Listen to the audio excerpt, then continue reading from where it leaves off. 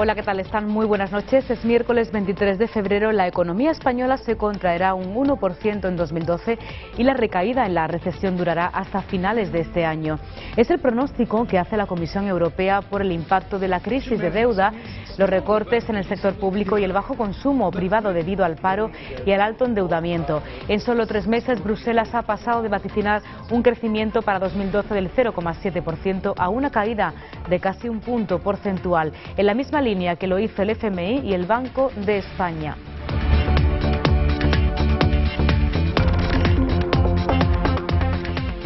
Y cuando faltan 2 días para que Iñaki Urdangarín comparezca como imputado en Mallorca por el caso Nos, el rey recuerda que la Constitución otorga a los jueces y magistrados en exclusiva la atribución de juzgar y ejecutar lo juzgado. Don Juan Carlos hizo esta referencia durante su discurso en el acto de entrega de los despachos a las últimas de las promociones de la carrera judicial celebrado en el Auditorio de Barcelona. Allí el rey afirmó que la legislación está inspirada en la voluntad de los españoles de organizar su convivencia en un marco de entendimiento, de colaboración y respeto a los derechos de cada persona. Os animo a que lo hagáis con ese espíritu de servicio a los ciudadanos propio de la vocación judicial, teniendo siempre presentes los principios, valores, derechos fundamentales que la Constitución consagra. En ese propósito, siempre podréis contar con todo el apoyo de la Corona. Y la juez Mercedes Salaya imputa al ex viceconsejero de Empleo Agustín Barberá por conocer la trama de los ERES.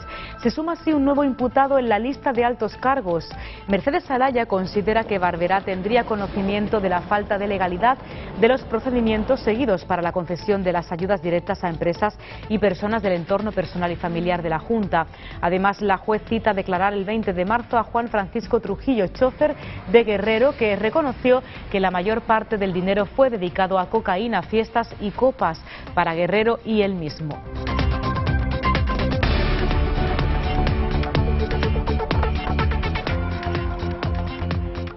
Y después de conocer esta información, reacciones desde el Partido Popular piden el cese de José Antonio Viera como diputado nacional. Antonio Sanz tacha de impresentable que dirigentes socialistas acusen a la juez que instruye el caso de los ERE, Mercedes Salaya, de intervenir en campaña electoral. Una trama que para Sanz supuso destinar 24 millones de euros del Fondo de Reptiles 45 días antes de las elecciones autonómicas del año 2004.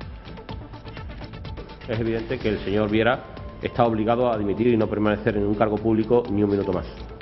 Por lo tanto, la situación del señor Viera se hace insostenible y ya estamos ante la implicación directa de consejeros del gobierno andaluz. Cambiamos de asunto, algo más amable, y es que Cádiz vive un momento histórico, celebra los 200 años del nacimiento de la Constitución de 1812. Se están perfilando ya los actos oficiales que comenzarán en el mes de marzo, con la inauguración de una programación que promete y a la que están invitados todos los andaluces, todos los que vengan de fuera de ella y de otros lugares del mundo, muy vinculados a esta conmemoración, como los países iberoamericanos. La compañía Els Comedians será la encargada de abrir estos actos con una representación. La Casa Real también tendrá un papel protagonista a finales de marzo con la apertura de una de las exposiciones más importantes del 12. La gran regata de veleros o la celebración de congresos y seminarios serán otros de los muchos eventos que darán forma al bicentenario de la Constitución española.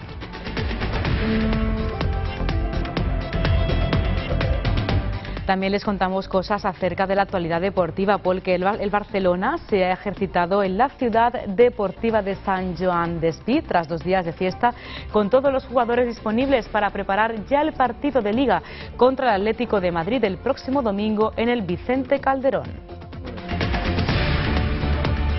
Y más cosas, les hablamos ahora del Granada, porque hay que decir que el Comité de Competición del Real Federación Española de Fútbol ha decidido dejar sin efectos disciplinarios la amonestación arbitral de la que fue objeto Franco Rico y por tanto el jugador gallego podrá jugar contra el CA Osasuna. Y más cosas, los jugadores de la Unión Deportiva Almería se han llevado hoy una buena paliza con el entrenamiento que les ha preparado Lucas Alcaraz y su cuadro técnico en el segundo día de trabajo de la semana, que terminará con el importante partido frente a un rival directo. Se lo contamos al final de nuestro tiempo de noticias, pero antes de entrar de lleno en materia les adelantamos otros asuntos de este día.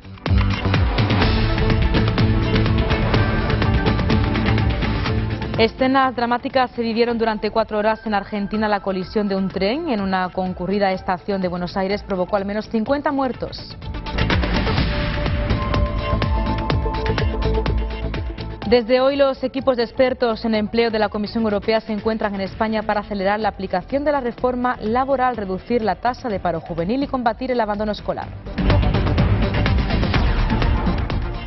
Y 5 de las 16 denominaciones de origen de vinos con las que cuenta Andalucía son de Almería. Las mejores bodegas de esta provincia se dan cita esta semana en la 5ª muestra provincial de vinos.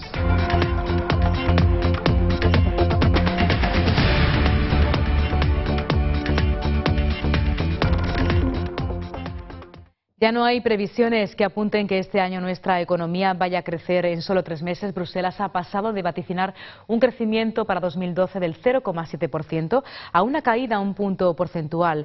En la misma línea que el FMI y el Banco de España, la Comisión Europea ha pronosticado una nueva recesión para nuestro país y para el resto de la zona euro. Alerta de un riesgo similar. Las cifras del mes de noviembre se han quedado totalmente desfasadas. En solo 3 meses la crisis de deuda en la zona euro se ha acentuado y los recortes en el sector público, el bajo consumo privado por el paro y el alto endeudamiento han provocado que el horizonte económico vuelva a torcerse. Desde esa posición de realismo, lo que haremos es empezar la tramitación del presupuesto del Estado para el año 2012, que conllevará la adecuación de los presupuestos de comunidades autónomas y de corporaciones locales y fijando un techo de gasto y un objetivo de déficit público adecuado a ese nuevo escenario que tenemos por delante. Insisto, es un nuevo escenario de desafío. O sea, es un escenario para vencer. España volverá a entrar en recesión en el primer trimestre de este año y acabará 2012 con una caída del 1% del Producto Interior Bruto. Con esta cifra, el Ejecutivo Comunitario ha rebajado en casi 2 puntos su pronóstico de noviembre, que daba un crecimiento del 0,7% para España, pero sus cálculos son más positivos que los del FMI y los del Banco de España. Estas previsiones son las que esperaba el gobierno de Mariano Rajoy para elaborar los presupuestos generales del Estado. Sin embargo, Bruselas advierte, la contracción del PIB podría ser mayor. En sus cálculos no ha tenido en cuenta los recortes adicionales que el Gobierno incluirá en los presupuestos de 2012 para cumplir los objetivos de déficit fijados en 4,4%. Un porcentaje que Bruselas avisa no modificará mientras no se conozca la cifra exacta de déficit con la que cerró 2011 y el origen de la desviación que descubrió el Ejecutivo de Rajoy. Y las hipotecas para adquirir una vivienda bajaron más de un 32% el pasado año. Supone que la caída que experimentó en 2010 se ha multiplicado por 4. Son datos que el Instituto Nacional de Estadística ha hecho públicos esta mañana, un día después de que el Gobierno haya abierto la puerta a la dación en pago, la posibilidad de saldar la hipoteca con la propia vivienda.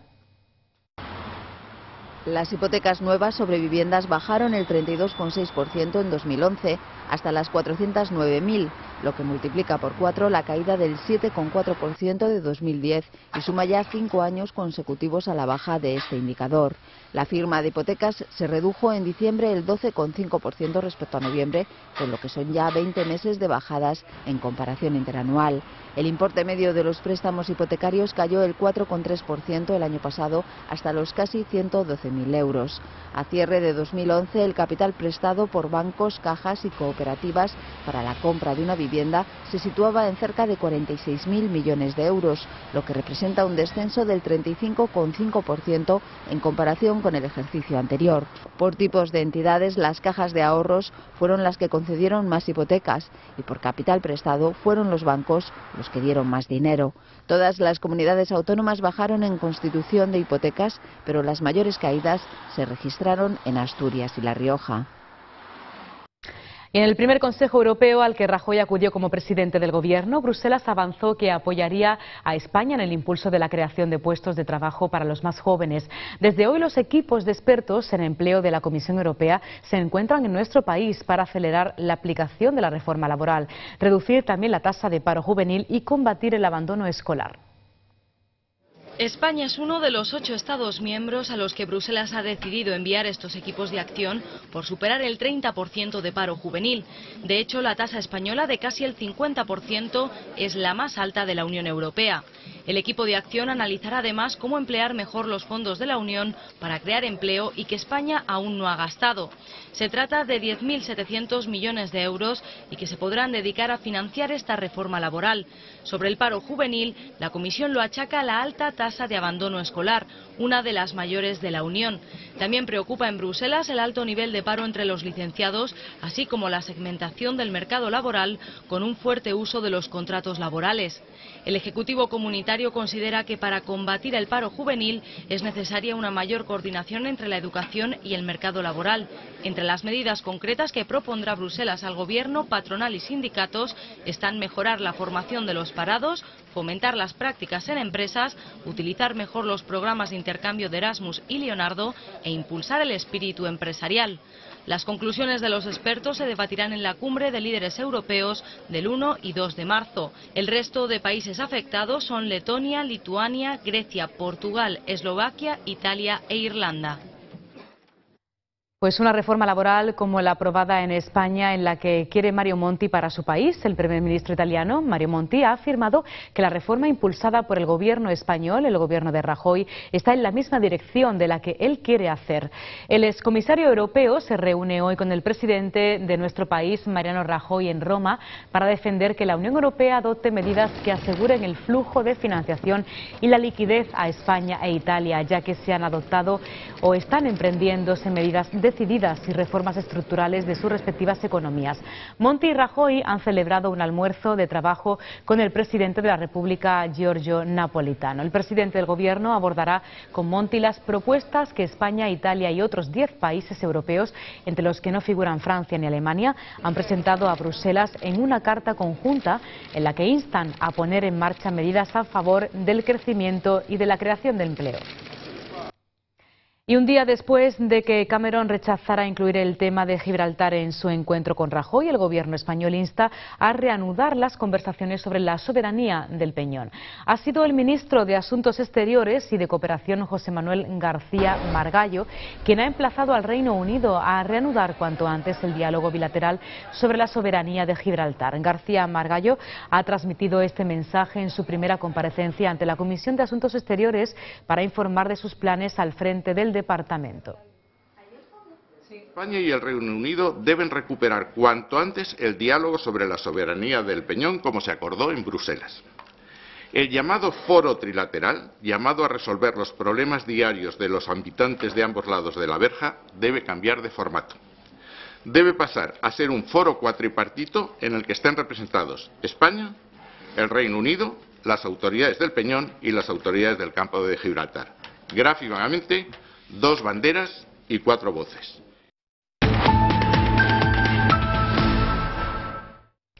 Un día más tenemos que volver a hablar del caso de corrupción en Andalucía. La juez que instruye el caso, Mercedes Salaya, ha anunciado la imputación de Agustín Barberá, viceconsejero de Empleo entre los años 2004 y 2010, y un informe de la Guardia Civil entregado al juzgado que investiga los expedientes de regulación de empleo y otras ayudas de la Junta recoge el papel esencial que desempeñó José Antonio Viera, consejero de Empleo hasta 2004, en las ayudas investigadas.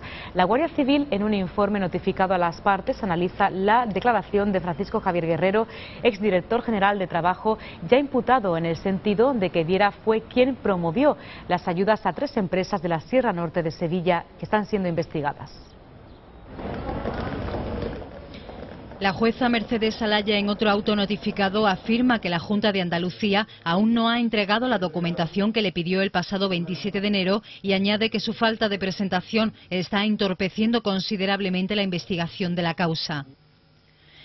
La magistrada ha anunciado la imputación de Agustín Barberá, viceconsejero de Empleo entre 2004 y 2010, quien tendría conocimiento a la vez que el consejero Antonio Fernández, ya imputado, de la falta de legalidad de los procedimientos seguidos para la concesión de las ayudas directas a empresas. La jueza ha citado para el 20 de marzo a Juan Francisco Trujillo, chofer del exdirector general de Trabajo, que declaró que con buena parte de las ayudas recibidas por sus empresas compró cocaína para su jefe, y el 9 de mayo a Juan Rodríguez Cordobés, exdelegado de la Consejería de Empleo en Sevilla e intruso en el ERE de Calderinox. Y desde el PP andaluz piden el cese de José Antonio Viera como diputado nacional, unas declaraciones realizadas por el secretario general de los populares andaluces, Antonio Sanz, después de conocer este informe de la Guardia Civil que atribuye a Viera un papel esencial en la concesión de ayudas a empresas de la Sierra Norte de Sevilla. El Popular además tacha de impresentable que dirigentes socialistas acusen a la juez que instruye el caso de los ERE, Mercedes Salaya, de intervenir en campaña electoral. Una trama que para Sanz supuso destinar 24 millones de euros del Fondo de Reptiles 45 días antes de las elecciones autonómicas de 2004. Asegura que Viera es el máximo responsable de otorgar ayudas de más de 9 millones de euros repartidos en 4 empresas de la Sierra Sevillana e insiste en pedir explicaciones al presidente andaluz José Antonio Griñán sobre la presunta destrucción de los documentos relacionados con los expedientes de regulación de empleo. Es evidente que el señor Viera está obligado a dimitir y no permanecer en un cargo público ni un minuto más. Por lo tanto, la situación del señor Viera se hace insostenible y ya estamos ante la implicación directa de consejeros del Gobierno andaluz. Por cierto que este asunto lo ha tocado Antonio Sanz en una rueda de prensa donde el PP andaluz ha presentado una nueva herramienta para los teléfonos móviles, y es que comienza la precampaña electoral y las nuevas tecnologías toman especial protagonismo. La aplicación se puede instalar tanto en el iPhone como en Android y pretende mantener un contacto directo entre el candidato popular Javier Arenas y los ciudadanos. El líder del Partido Popular andaluz puede así interactuar con los ciudadanos y conocer todas sus inquietudes. Dar a conocer al candidato de una forma más cercana y poder comunicarse directamente con los andaluces es lo que pretende esta aplicación para móviles que ha sacado el PP andaluz de cara a la campaña electoral. A través de ella se podrá seguir toda la actividad del candidato, así como sus propuestas, vídeos y un contacto directo con los usuarios a través de una interface. Volvemos a ser los primeros en innovar. Creo que somos los primeros en demostrar una creatividad electoral hasta ahora desconocida, desde luego, en Andalucía, y también significa una seria apuesta por el uso de las nuevas tecnologías. De esta manera, Javier Arenas es el primer candidato de las elecciones autonómicas en sumarse a las nuevas tecnologías. Antonio Sanz recuerda que lo importante para su partido es la gente y sus problemas. Los problemas que tiene, quejas, consultas y también hacerle llegar propuestas junto a muchas más interactividades, ideas, sugerencias, y solo con el teléfono comunica directamente con Javier a través de esta aplicación. Ya existían aplicaciones de móvil de partidos políticos, pero no de un candidato en concreto. Sanz ha destacado que las webs del PP andaluz reciben al mes 330.000 visitas y el respaldo que Arenas tiene en Twitter y Facebook crece cada día. El cambio, aseguran, está llegando a la red. Y volvemos a hablar de la Consejería de Empleo, no en este caso para hablar de los expedientes de regulación de empleo, sino porque su consejero, Manuel Recio, ha presidido en la delegación del Gobierno de Almería el acto institucional del Día de Andalucía. El 28 de febrero, Día de todos los andaluces, marca las señas de identidad de la cultura andaluza. Recio ha defendido los valores de la solidaridad, la igualdad y libertad, en unos momentos para Andalucía en los que se cuestionan muchos de esos valores debido a las supuestas tramas de corrupción. El acto institucional del Día de Andalucía ha distinguido a un total de 10 asociaciones y entidades como los servicios sociales comunitarios de la provincia, los voluntarios del Teléfono de la Esperanza y también las fundadoras de la Asociación de Amas de Casa Virgen del Carmen del Ejido. También se han entregado las insignias de oro a las deportistas Carmen Martín y María Dolores de Requena, a la cantante Sensi Falam y a la diseñadora de zapatos Patricia Rosales. Pues para mí realmente es muy importante, sobre todo en este momento de mi vida, porque es un reconocimiento de mi tierra, de mi gente, y siempre es un placer venir a Almería. Cuando date cuenta que fue el primer movimiento asociativo de mujeres de toda la provincia y realmente nos dábamos cuenta de todo lo que se necesitaba. Zonas verdes, centros culturales, biblioteca, el conservatorio, pusimos los cimientos. La verdad que estoy emocionada y impresionada y muy contenta, feliz por este reconocimiento que tampoco me esperaba y que La verdad que lo recojo en nombre de la Chanca. Al acto ha acudido una amplia representación de todas las administraciones, de la política, la justicia y las fuerzas y cuerpos de seguridad del Estado en Almería. La delegada del Gobierno en Andalucía ha aprovechado la jornada para pedir un esfuerzo e intentar hacer frente a la crisis. El Gobierno de Andalucía llama a toda la sociedad andaluza en este 28F a la recuperación del espíritu de superación de las adversidades, igual que hace 3 décadas. El entusiasmo y el compromiso colectivo de entonces deben doblegar ahora el pulso a la desesperanza que en los últimos 3 años ha ido apoderándose del corazón de la sociedad. Tras finalizar la entrega de las condecoraciones, el acto ha terminado con el himno de Andalucía.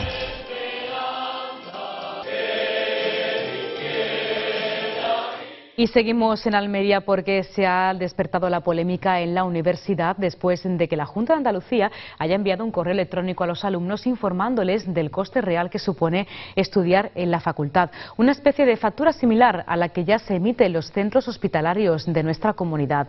Nuevas Generaciones del Partido Popular denuncia que este gesto se produzca justo un mes antes del comienzo de la campaña electoral.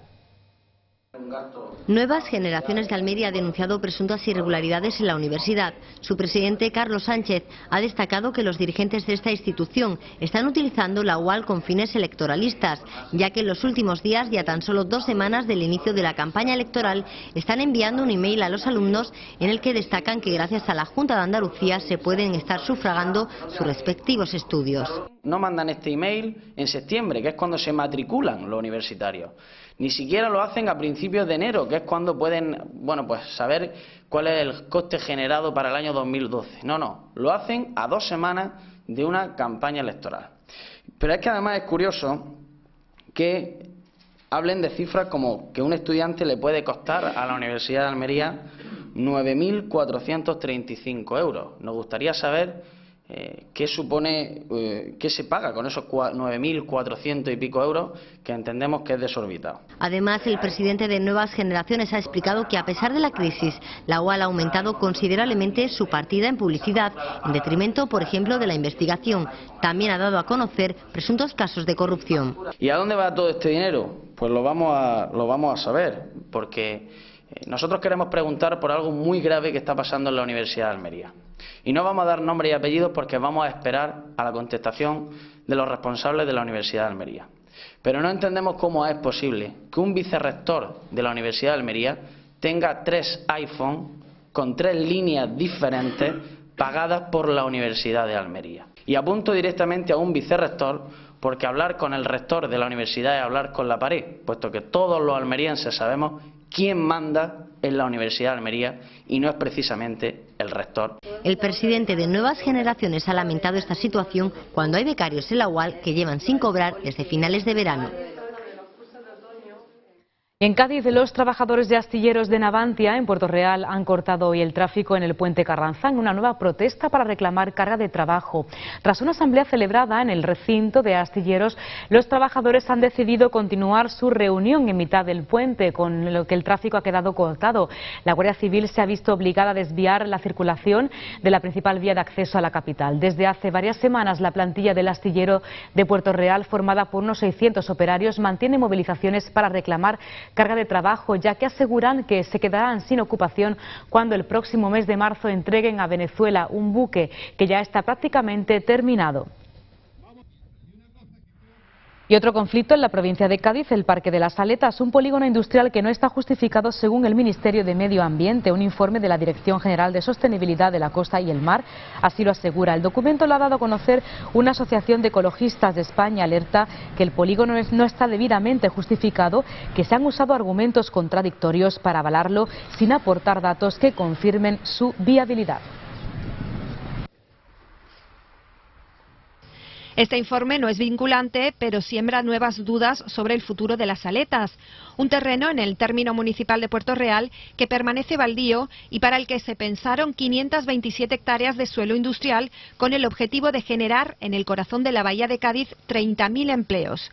En los inicios de su diseño, Junta de Andalucía y la anterior Administración Central justificaron la ocupación de este terreno en zona de dominio marítimo terrestre en su localización estratégica, pero con lagunas y y ausencia de argumentaciones de peso que facilitaron una sentencia en contra del Tribunal Supremo que daba la razón a los ecologistas que lo consideraron una aberración, anulando el proyecto en el año 2007. Tras un proceso plagado de sentencias contrarias y con dificultades para la expropiación de los terrenos, al final el suelo disponible para instalación de empresas quedó reducido a 300 hectáreas, con las que en 2010 el consorcio gestor de las Aletas quiso empezar de cero con proyecto nuevo, sometiendo a consulta pública un informe de sostenibilidad ambiental para avalarlo.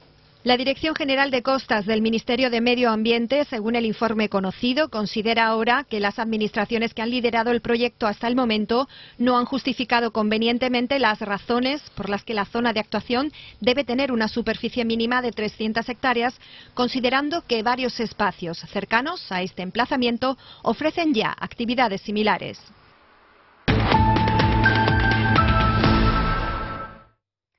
Cuando faltan 2 días para que Iñaki Urdangarín comparezca como imputado en Mallorca por el caso Nos, el rey recordó ayer que la Constitución otorga a los jueces y magistrados en exclusiva la atribución de juzgar y ejecutar lo juzgado. Don Juan Carlos hizo esta referencia durante su discurso en el acto de entrega de los despachos a la última de las promociones de la carrera judicial celebrado en el Auditorio de Barcelona. El rey afirmó que la legislación está inspirada en la voluntad de los españoles de organizar su convivencia en un marco de entendimiento, colaboración y respeto a los derechos de cada persona.